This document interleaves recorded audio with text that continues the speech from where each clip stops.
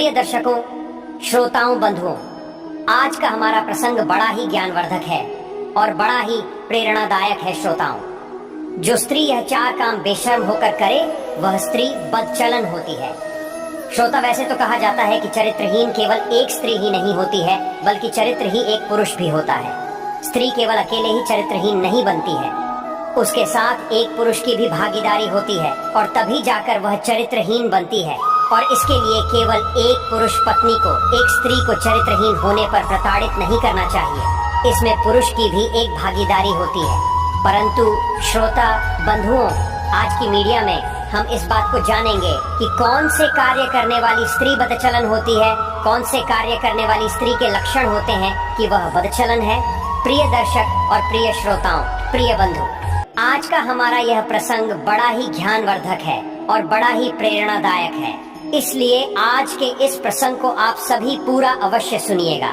साथ ही हो सके तो चैनल को सब्सक्राइब अवश्य कीजिएगा, क्योंकि आपके एक सब्सक्राइब करने से हमारा मनोबल बढ़ता है। श्रोता, केवल आप हमारे दर्शक ही नहीं, आप हमारे परिवार की तरह हो और आपके एक सब्सक्राइब करने से हमारा परिवार बढ़ता है। साथ ही दर्शक, अगर हो सके तो इस ज्ञानवर्धक और प्रेरणादायक प्रसंग को आप अपने मित्र बंधु तक अवश्य शेयर कीजिएगा, ताकि उन्हें भी इस ज्ञानवर्धक प्रसंग का लाभ प्राप्त हो सके।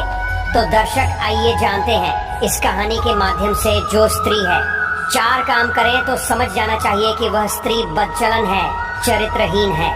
श्रोता, एक समय की बात है, एक राज्य में एक राजा हुआ करता था। उस राजा का नाम करमराज था। दरअसल वह राजा अपने राज्य से बहुत प्रेम करता था।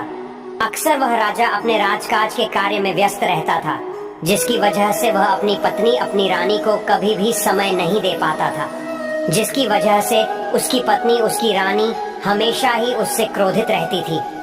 श्रोता, इसी के चलते रानी राजा का मिलाप नहीं हो पाता था, जिसकी वजह से रानी अपने ही महल में एक सैनिक से प्रेम कर बैठती है।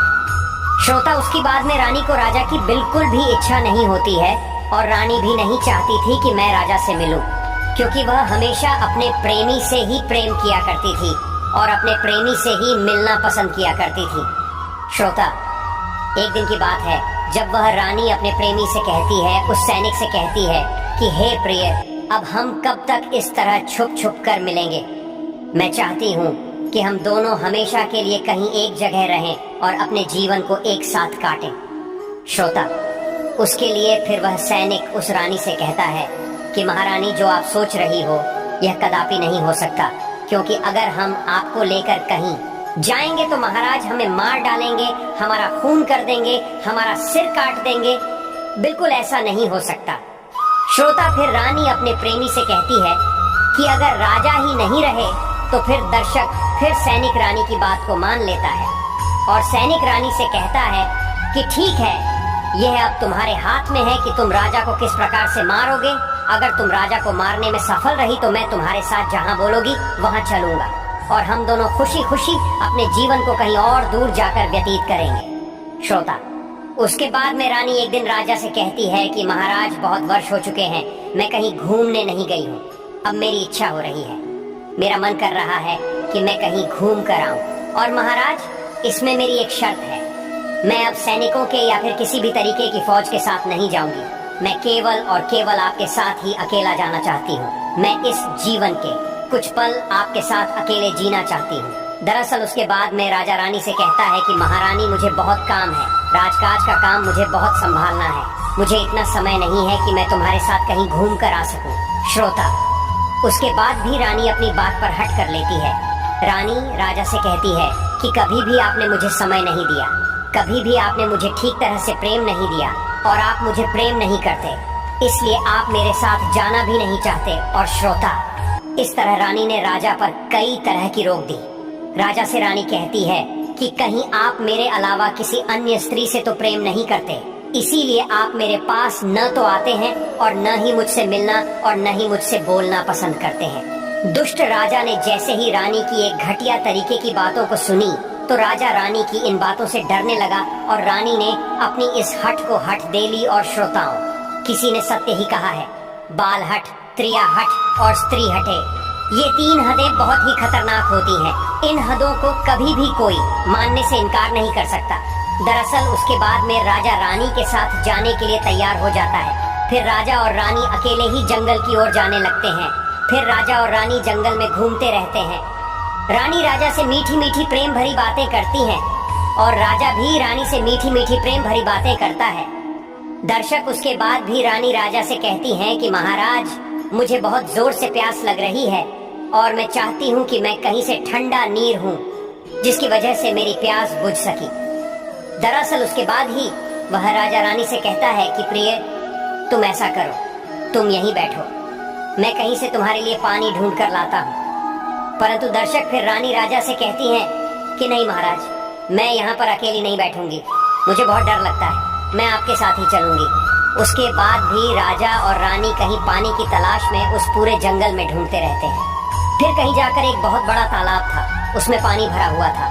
राजा रानी से कहता है कि प्रिय, तुम यहीं रुको, मैं आगे जाकर तालाब में नीचे जाकर पानी भरकर लाता हूँ और जिससे तुम्हारी प्यास बुझ जाएगी। उसके बाद भी रानी उस तट पर ही खड़े रहती है और राजा तालाब के थोड़े अंदर जाकर पानी भरने लगता है। उसके बाद में जैसे ही राजा अपनी गर्दन को नीचे कर और नीचे बैठकर पानी भर रहा था, तो उस समय रानी राजा के पीछे से जाती है और राजा को उस बहते हुए तालाब के बहते हुए लहरों में जोर से धक्का दे देती है और ऊपर से एक बहुत बड़ा विशाल पत्थर फेंक देती है।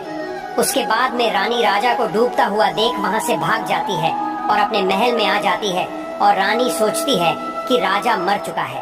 परंतु उसके बाद भी रानी महल में आकर अपने प्रेमी से कहती है कि मैंने आज अपने पति को मार दिया है, अब हम कहीं दूर जाकर खुशी खुशी अपने जीवन को व्यतीत करेंगे और प्रेम से रहेंगे।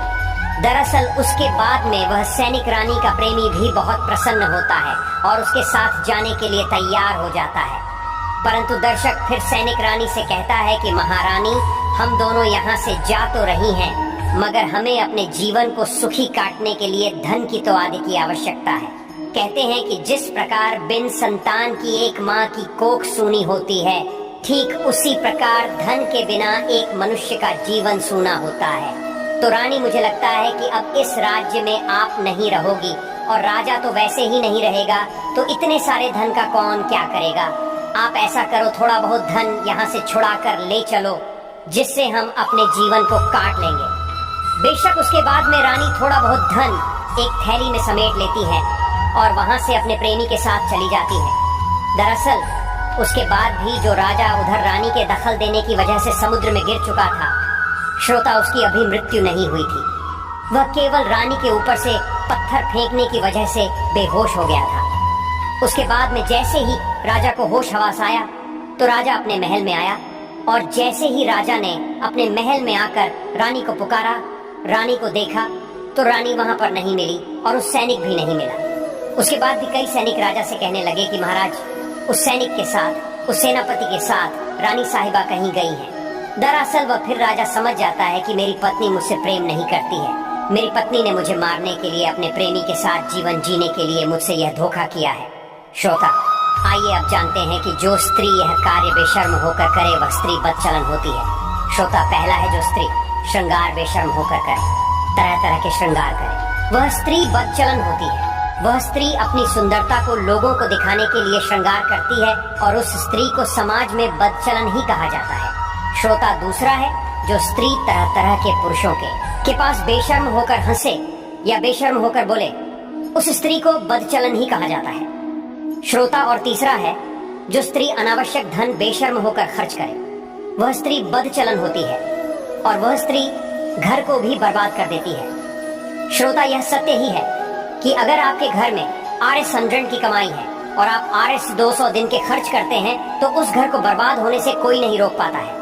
और इसी प्रकार जो स्त्री बेशर्म होकर धन खर्च करती है, उस स्त्री को बदचलन चरित्रहीन स्त्री ही कहा जाता है। अर्थात आगे दोस्तों टोटा है, जो स्त्री अपने पति से या फिर अन्य लोगों से बेशर्म होकर बातें करे, उस स्त्री को बदचलन कहा जाता है। प्रिय दर्शकों, प्रिय श्रोताओं, प्रिय बंधु, यह प्रसंग आपको कैसा लगा? कमेंट बॉक्स में अपनी अपनी राय अवश्य दीजिएगा। साथ ही अगर चैनल पर नहीं है तो चैनल को सब्सक्राइब अवश्य कीजिएगा। तो मित्रों, मिलते हैं अगली वीडियो में। जय श्री कृष्ण।